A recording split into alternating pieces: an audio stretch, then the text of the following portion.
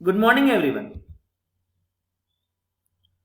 We will continue Chapter 2 in History, Socialism in Europe and the Russian Revolution.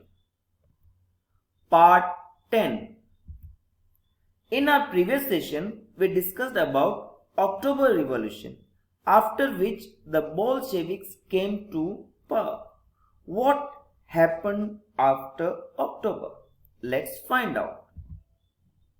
The Bolsheviks were totally against private property, and so, as they came to power, most industries and banks were nationalized.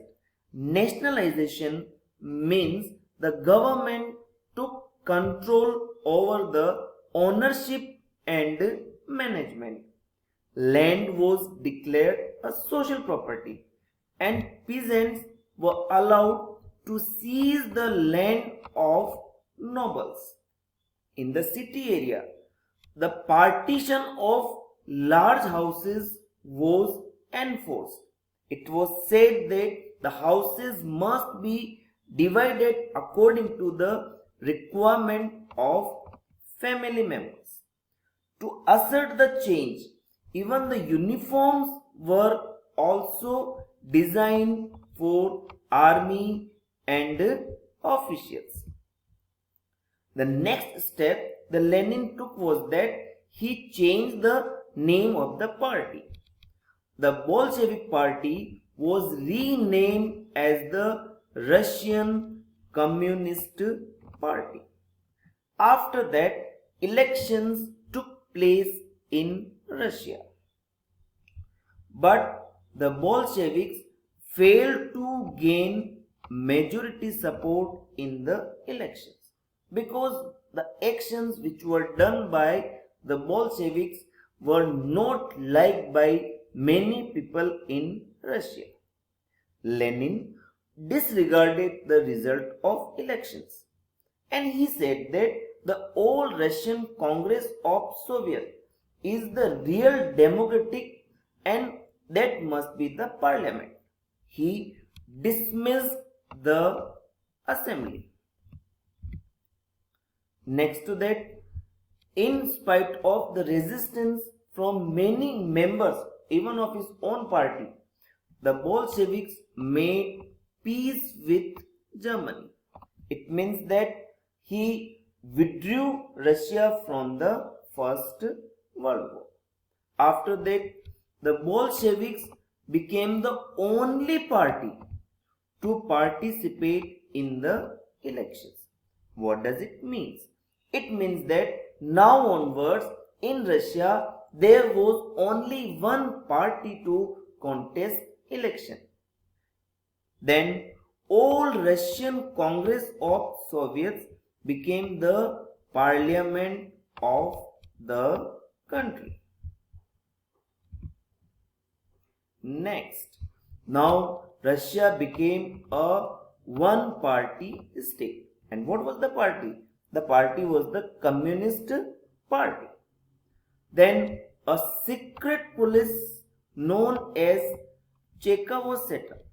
And the work of this secret police was to find out all those people who were against the movements of Bolsheviks.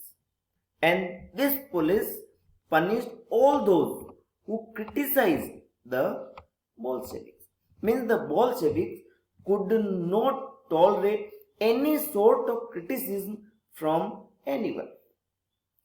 Many young writers and artists rallied means supported to the Bolsheviks, which is now known as the Communist Party of Russia, just because it stood for socialism and for change.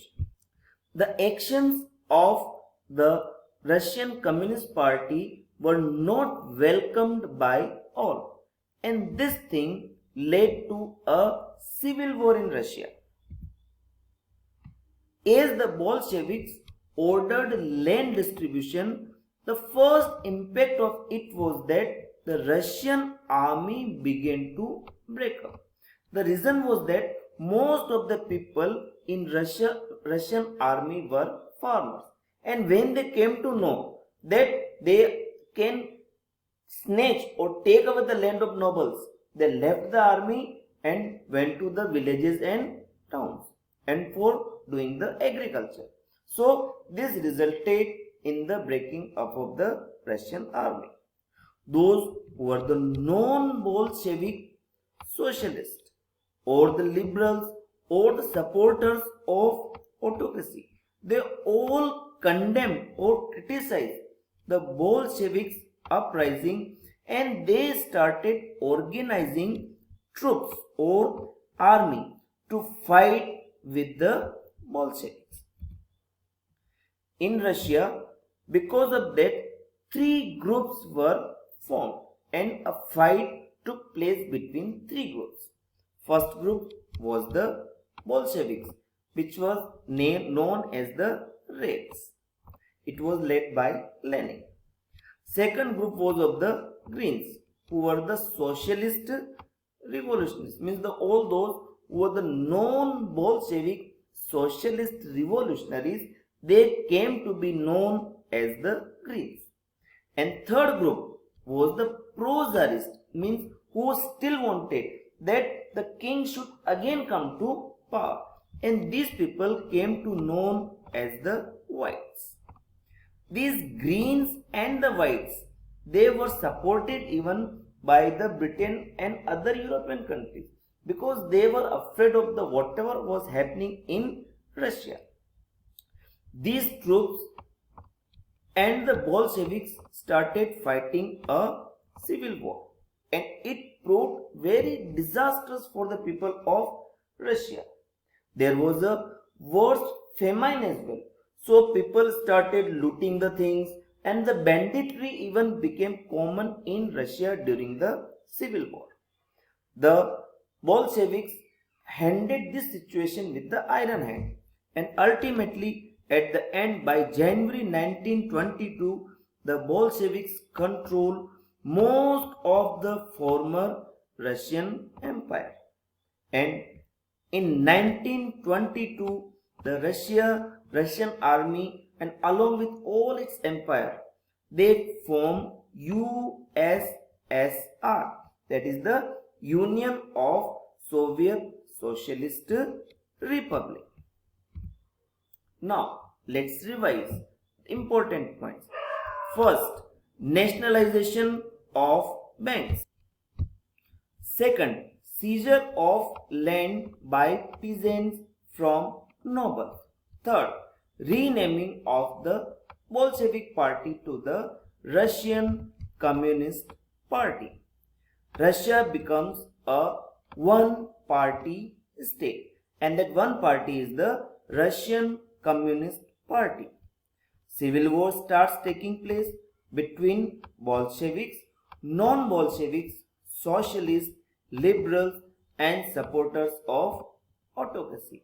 And ultimately, in 1922, formation of USSR, that is Union of Soviet Socialist Republic. That's all in today's lesson. Thank you and have a nice day.